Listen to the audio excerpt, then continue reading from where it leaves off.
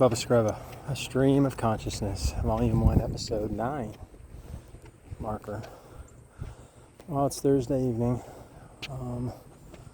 It's been a rough day today. I've been fighting with my wife all day.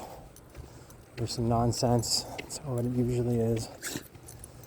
And then, I've gotten, I think, 2 rejection notices today for a couple of jobs I applied for. I mean, I'm applying all over. American Express, Experian, big banks, little banks, credit unions, these kind of third-party temp/tech companies. And also, and that's just on the finance side, and then also with these temp companies on the AI side trying to become like a prompt engineer or a knowledge analyst or something like that, trying to segue into a different career, since that's apparently where everything is going nowadays. But I'd be lying if I said that, this job search has been going good. I started looking when I got my 60-day notice back in Thanksgiving week last year, and really didn't get too many bites. I'm technically, I don't know, I guess I'm on 1, 2, 3, 4 months not being at work, 2 months of actual unemployment, and I've only had really 2 legit interviews, neither of which I obviously got the job, both of which, I thought the process was a bit skewed, and or the compensation that they're offering for what my role would be is completely unrealistic. And I'm wondering if I guess that's just how it is nowadays, right? I see a lot of videos where it's people getting laid off. I mean, we're in highest number of layoffs since 2008. I remember back in 2008, I thought I would lose my job then. I was one of the lucky ones, but wasn't able to dodge this wave, fortunately. Thanks, Trump. I mean, not many other people to blame for this situation, to be honest with you. And, with this unnecessary war, the unnecessary tariffs, just the self-inflicted wound after self-inflicted wound, if only just to score points for a culture war. I mean, it's just, once upon a time, the president and the politicians cared about their constituents. And somewhere along the line, people gave up their rights just so that they could vote red or they could vote blue. And I just don't understand why anybody would do that. You would vote against your own self-interest. They would vote against their own self-interest just because Fox News or whatever told them to. Just because they could never vote Democrat for some reason, even if the Democrats came up with some common sense bill that was good. Maybe not for their culture war, but for them personally. And they would vote against it. Because how could they? And the same goes for the other side, Although, by definition, liberal people, I think, are more open-minded. That's why they're considered liberal. And I feel like that's one of the weaknesses of the Democrat Party in general, is that they're more open to the idea that the Republican Party is actually interested in governing, for the good of the people, when in reality, they just want to win. It's all a zero-sum game. And the thing that I don't feel most people really understand, especially, I'm going to say this is specific to far right-wing people, and I'm looking you in the eye when I say this, is that the idea, when you characterize the opposition party in a democracy as raving lunatics or as the enemy, or that you're going to designate them as a terrorist group, What you are marching towards is one-party rule. And all of these people are railing against Marxism and communism and socialism and fascism, like they even know what any of these terms actually means and what the difference is between a socialism and a communism, or the difference between Marxism versus Leninism versus Stalinism. They couldn't tell you. It's just a buzzword they saw on a cryon floating around the bottom of their Fox News screen. But if you were to really annihilate the opposition party, then you have one party left. A one-party system is a communist system by definition, is a fascist system by definition. There were no other parties when the Nazis were in power. There were no other parties when the Communist Party was in power, when the Soviets were the ones that ruled everything. When I say the Soviets, I don't mean the country of Russia. I mean the Soviet councils, the parties, the party apparati that actually ran the country, all belonged to one party, the Russian Communist Party, or the Chinese Communist Party for that matter, or the North Korean Communist Party for that matter, or the Iranian fundamentalist party that, we have supposedly wiped out, which, of course, they're dug in deeper than they ever have been before. And we'll get ours again, another 9/11. I just hope that this isn't all part of a master plan by you-know-who to then say, oh, well, with martial law, we have to suspend all elections because there was an attack on American soil. An attack that you brought on us, you and Bibi, I guess. And I don't know if there's a coincidence with this Epstein thing, if he was a Mossad plant. Mossad has all the files, the unredacted files, so they've got complete and total leverage on Trump to do whatever it is that they want him to do. Putin does too, for that matter.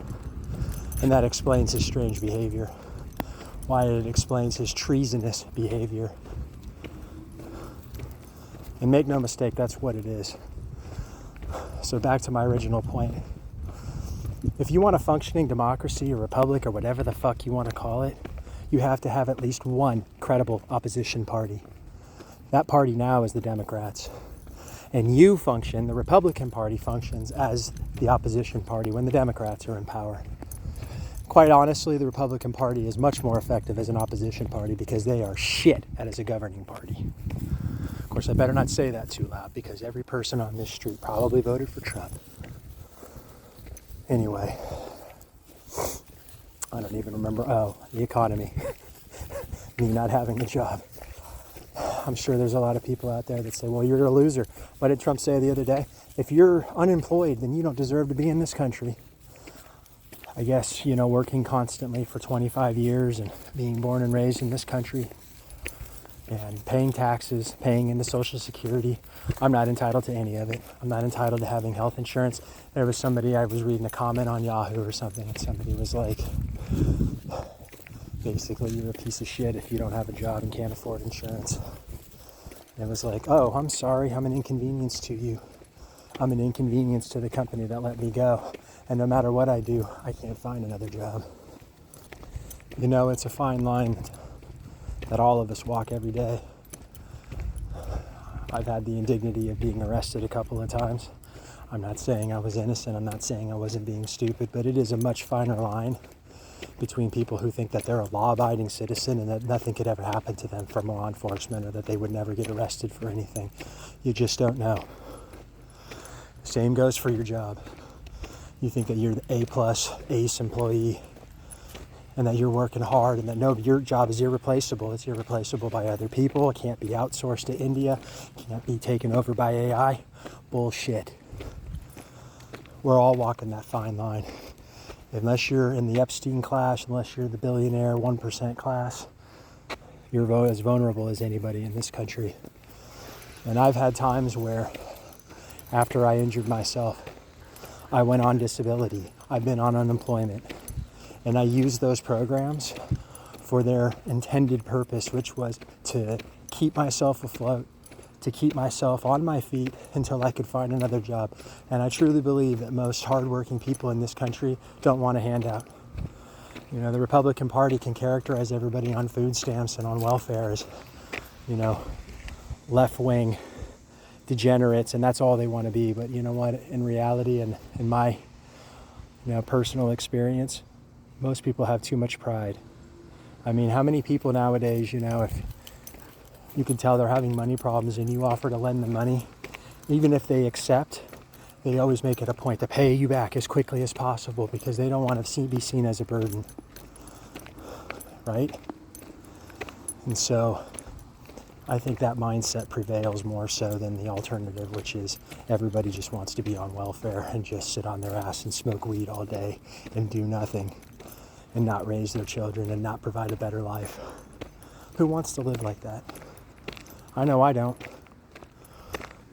But today, I applied for a job at the Goodwill and mixed emotions.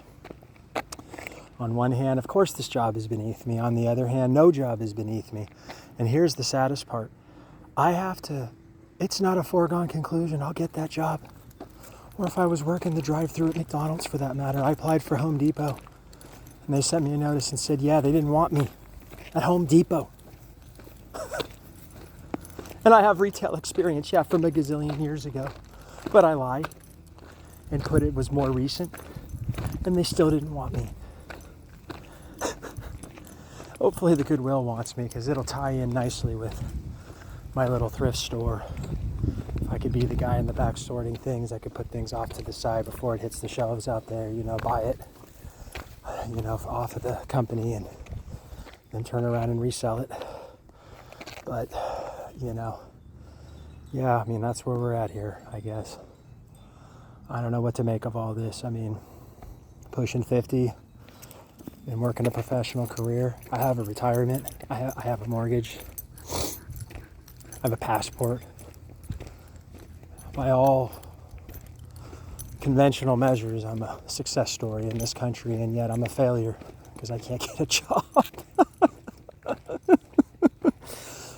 My wife says I need to just spend more time enjoying not working.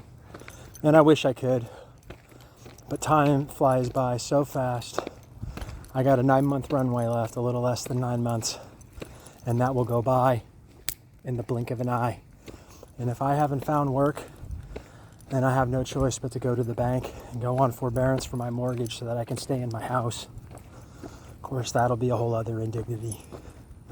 I'd like to be able to earn a little bit of an extra wage, pair up a new salary or a new wage with my severance so I could work on paying down some of my debt. Apparently something else you're supposed to do. I can't even do that. So I apologize. In my real life, I definitely kind of wax and wane sometimes with my emotions.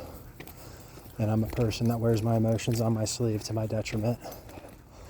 But you're going to get a real person and not some cold calculating piece of shit that's always out to try to better themselves. Not to say that, I'm not always looking out at the bottom line myself, but, we do what we have to do to survive, I guess. So, God bless you. God bless America. And God bless the people of this world, planet Earth. Have a nice evening.